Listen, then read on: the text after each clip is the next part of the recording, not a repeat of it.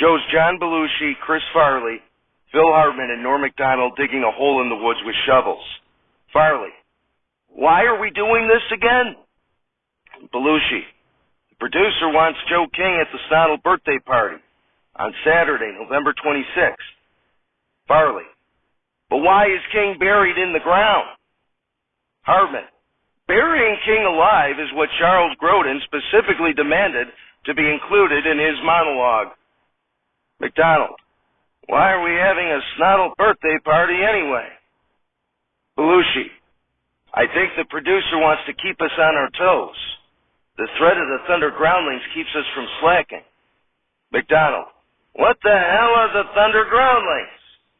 Hartman: the Thunder Groundlings are the comedy troupe King created with Grodin before Grodin hit him over the head with a shovel and buried him alive. As Farley puts his shovel in the ground, they hear a muffled yell. Farley: that's him. The four dig Philip Seymour Hoffman as Joe King out of the hole. Hoffman: for Christ's sake, Farley, you nailed me in the head with your shovel. Okay, so how'd I get so lucky, guys? Why are you digging me out alive? Did Lemon croak? Belushi: no, but she sucks. Hartman: and we're digging you out alive because Saturday, November 26th, is the anniversary of the first Snottle recording, and the producer wants you there. Hoffman: what a swell alter ego. He lets Charles Grodin bury me alive, and now he wants me to host a party, huh? Macdonald: the Lemon bitch kind of sucks. What's the point of her anyway?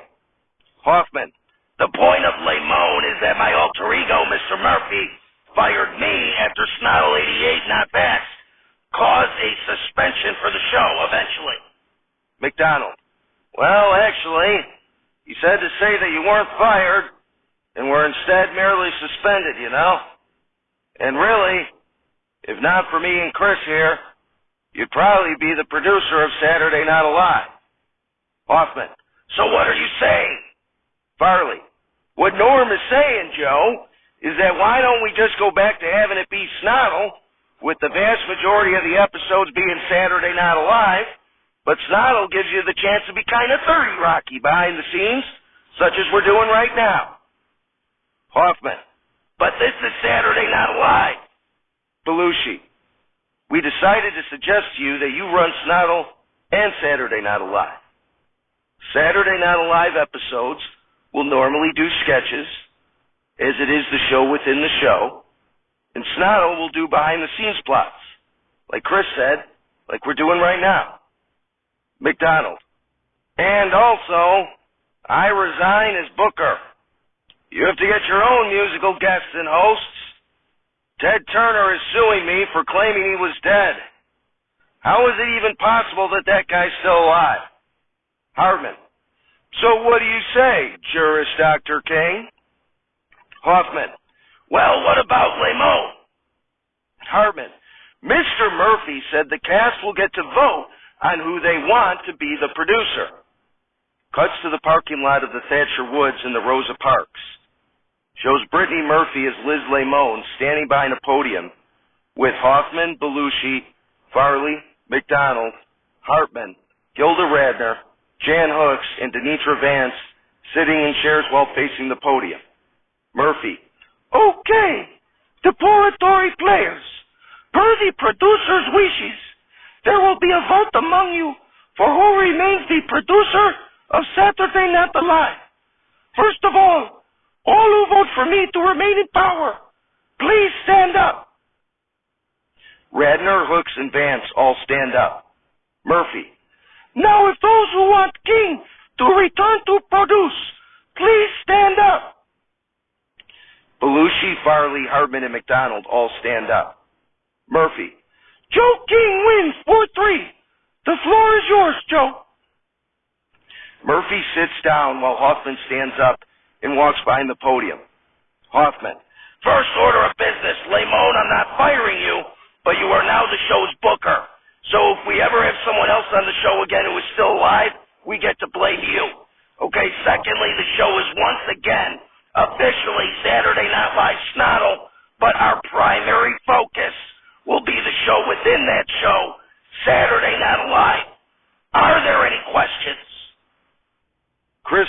raises his hand.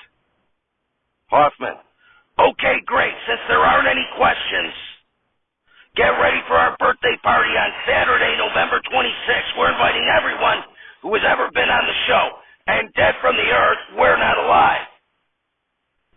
It's Saturday Not Alive, starring John Belushi, Chris Farley, Phil Hartman, Jan Hooks, Norm MacDonald, Gilda Radner, Denitra Vance, and many other special deceased contributors.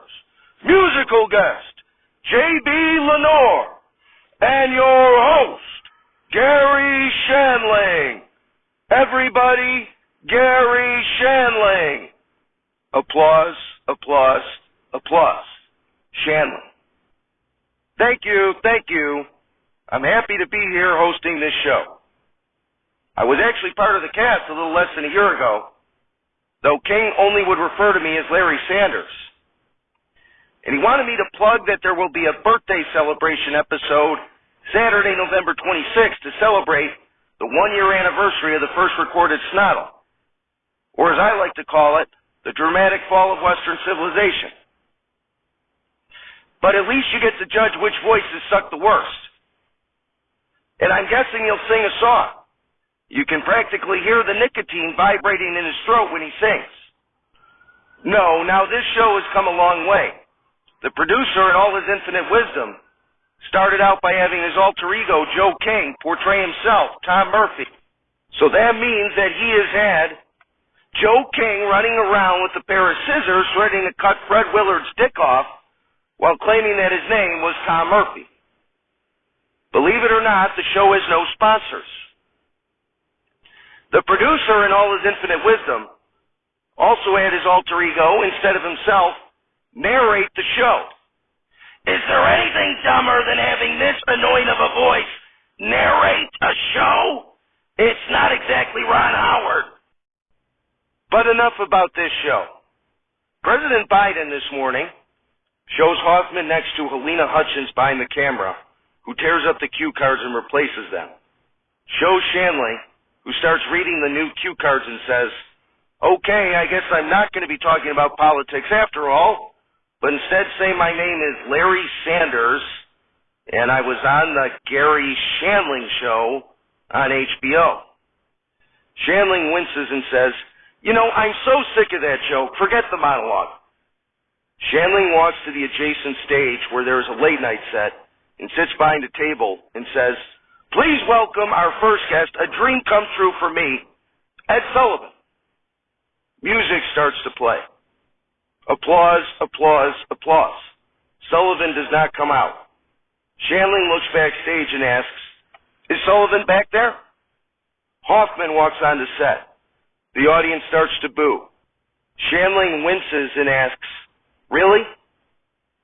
Hoffman sits in the chair next to Shandling and says, absolutely, okay, I gotta plug our November 26th birthday celebration. Hoffman looks at the camera and says, folks, the music alone, okay, we're gonna have Michael Jackson, Elvis Presley, Frank Sinatra, John Lennon, George Harrison, Jimi Hendrix, The Grateful Dead, Jim Morrison, Tupac and Biggie, okay, we're pulling out all the stops. Okay, you want to talk athletes? We're talking Muhammad Ali, Babe Ruth, Russell and Chamberlain, Walter Payton. Okay, and all those great actors and actresses, Brando, Poitier, Hepburn. Okay, and all the dead presidents, historical figures, all that shit, okay? Plus comedians and shit, you know, like Carlin, Pryor, etc. Okay, it's going to be off the chain. We may even ask Larry here. Oh, I'm sorry, we're on your show right now. We may even ask Garry here if he'll come back and host. Shandling. Folks, I would have loved to have talked a little bit more about my career, but apparently I got the short straw. Charles Grodin got to whack this guy with a shovel, while I had to hear him promote his little birthday party, which it sounds like I'll be forced to attend. Anyway, we have a great show tonight. J.B. Lenoir is here, so get ready for the Alabama Blues. We'll be right back.